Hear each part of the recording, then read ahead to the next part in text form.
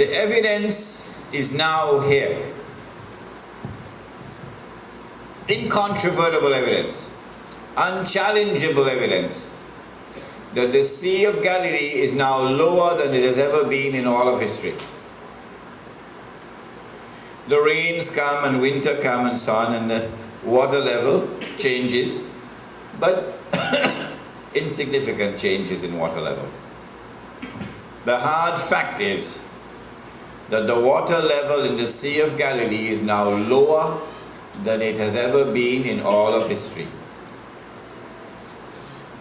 Implying that the hadith of the Prophet ﷺ is now being fulfilled.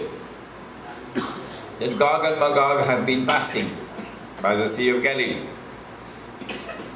If Gog and Magog have been passing by the Sea of Galilee and drinking the water, implying consuming the water, can we identify them?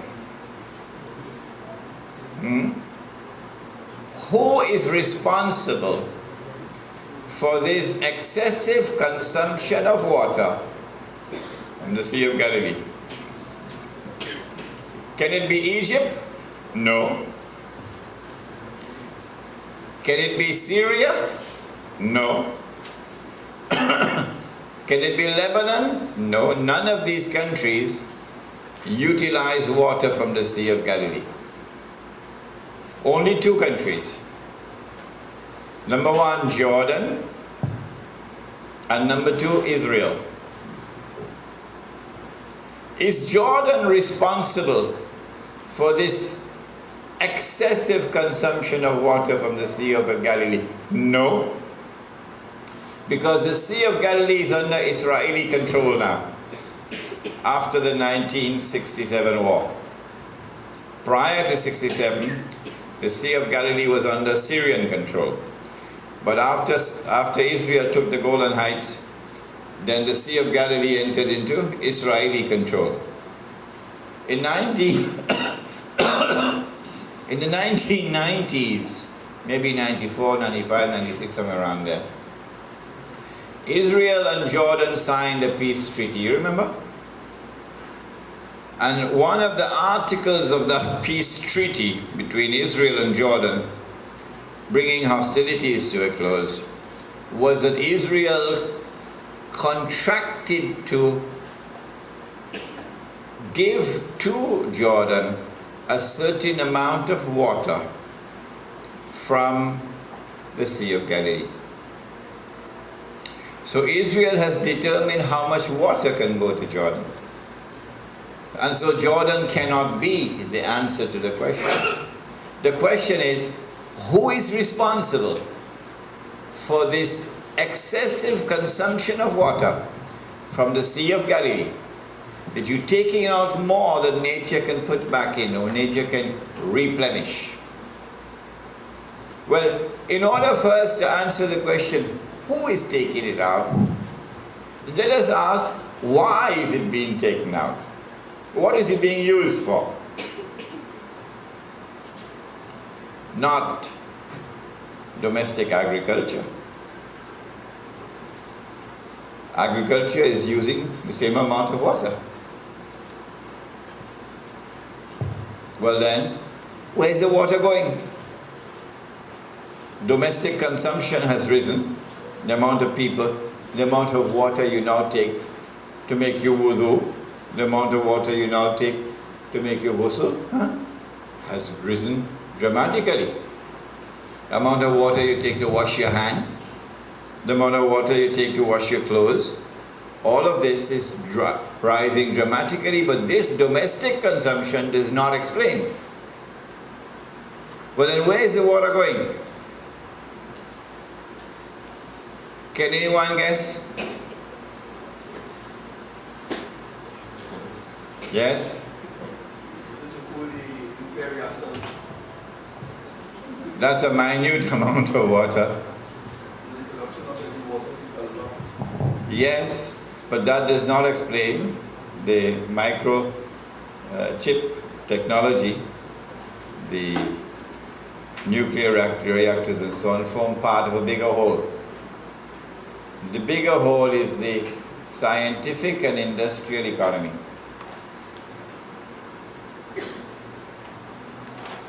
The driver of a Nissan 280C. So number one, the industrial economy and the scientific and technological industries attached to it. That's where the water is going. Modern industry is the thirstiest of all in history. The second source of the utilization of water is a project embarked upon by the state of Israel to transform the deserts, to make the deserts green. If you want to make the desert green, you're actually changing nature. So you're going to be utilizing a massive amount of water. Okay. Who is responsible for instituting or establishing these policies? The industrial economy in Israel and the policy of making the deserts green. Is it the whole of Israel? Israel comprises two people. Number one, the European Jew, who has no racial lineage with Ibrahim alayhi salam. No. He's a Johnny-come-lately Jew. He just converted to Judaism yesterday. And then you have the actual Banu Israel, who lived in Yemen, in Iraq, in Egypt and so on, in Morocco. These are racially close to the Arabs. These are the Oriental Jews. And they are known in Israel as Sephardim. Sephardim, or the Sephardic Jews. But the others who came from Europe, they are known as the Ashkenazi. Ashkenazi. The state of Israel was established by the Ashkenazi. The Ashkenazi, or the European Jew, has controlled power in the state of Israel from day one. The government of Israel was comprised of Ashkenazi Jews, white people. So Israel has been effectively a European state. And so the answer to the question, who drinking the water? It is not Banu Israel, or the Jews who came from Yemen and from Morocco and from Iraq. Not them, but rather the European Jews. And so the Oriental Jews are not Gog and Magog. The Oriental Jews were the one who said, we've killed him. There he is, we've killed him. The Messiah, the son of Mary, the messenger of Allah. These are the Oriental Jews. And they are not Gog and Magog. But the European Jews, who are in control of Israel from day one, within their ranks you will find Gog and Magog. So we are now able to refine our definition and provide more evidence to support the conclusion to which we've arrived. Now then, if the contemporary world order, the meaning of a world order is the possession of power with which to be able to control the world, to establish what may be called Pax Americana or Pax Britannica, or the one that's coming up tomorrow, Pax Judaica, a world order. The implications now of our recognition of today's world order as the world order of Gog and Magog I'm not the first to come to that conclusion. No. There were others before me. But we've been very few. Very few. Is this world order the world order of Gog and Magog? Why is it that the overwhelming majority of the scholars of Islam reject this position of ours?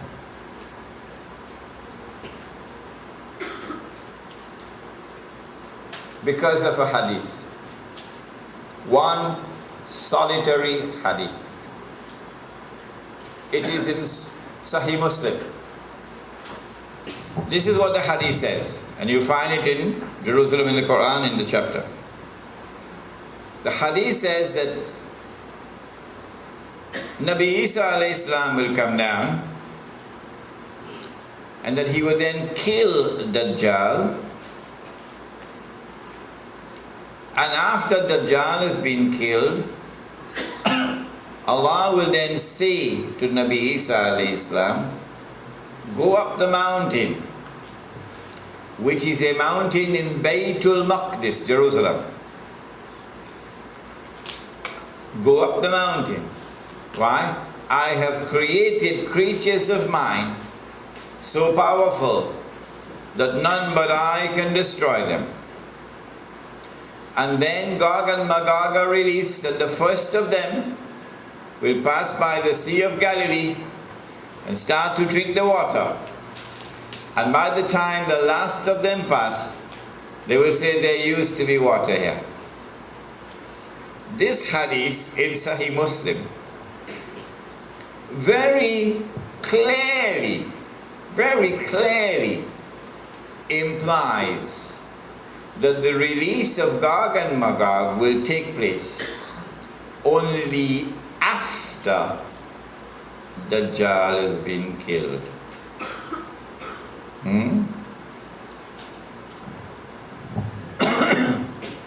It is really amazing that the overwhelming number of our scholars have chosen to hold on to this one solitary hadith and use this as the foundation for the establishment of their thought on the subject.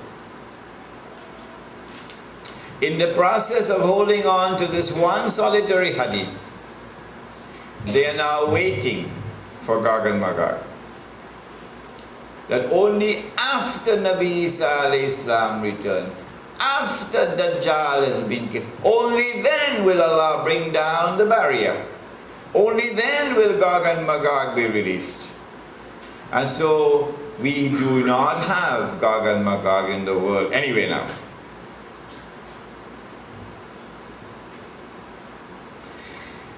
Maulana Fazlur Rahman Ansari, rahimahullah, our teacher, warned. This was his warning.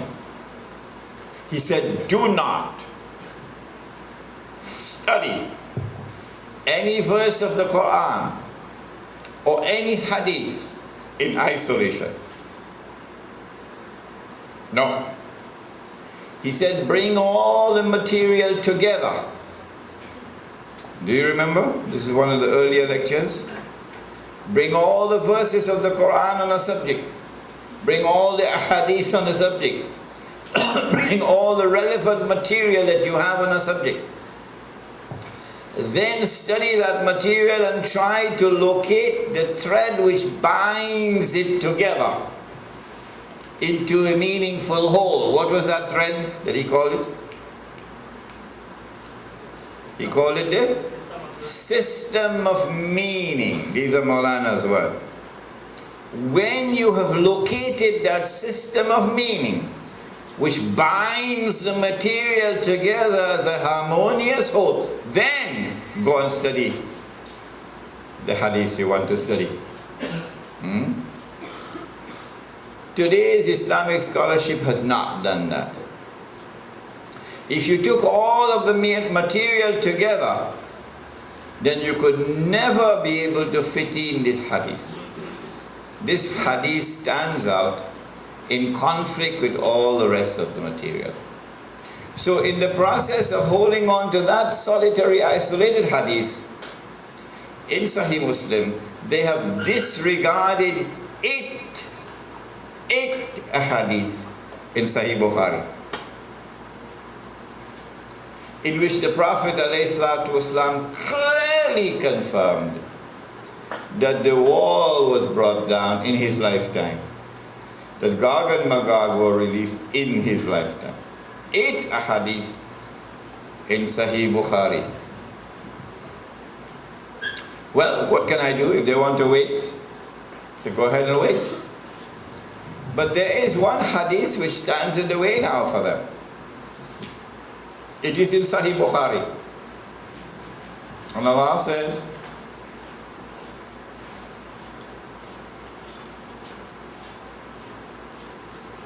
لَتُحَجَّنَّ الْبَيْتِ لَيُحَجَّنَّ الْبَيْتِ وَلَيُؤْتَمَرَنَّ. The people will continue to make the Hajj to the house of Allah, and people will continue to perform the Umrah to the house of Allah, the Kaaba,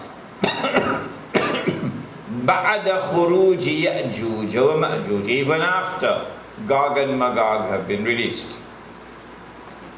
And then the hadith goes on to say, لا تقوم الساعة حتى لا يحج,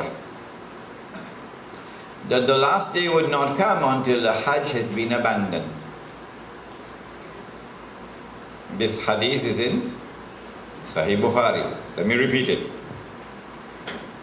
People will continue to perform the Hajj and the Umrah even after the release of Gog and Magog. But the last day would not come until the Hajj has been abandoned. And so when that day comes that the Hajj is abandoned, it will confirm that Gog and Magog were released long ago. Are you following me? Well, I am anticipating that the abandonment of the Hajj will take place. Alright, let me ask you, when? When do you presume that the Hajj will be abandoned? Let me see if any of the sisters have an answer. Good to hear you now.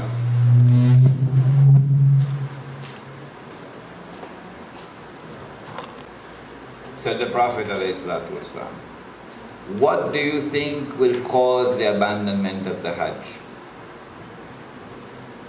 My wife could also answer the question. Yes? When Dajjal rules. All right. Anybody else? I like that answer. Anybody else? If they are blocked from going, if they are blocked from going. Prohibited from going, yes. What event is likely to take place which will cause the abandonment of the Hajj? Huh? The big war, correct.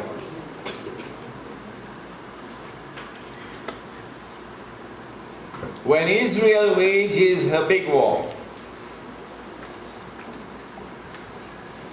which will witness the dramatic territorial expansion of the state,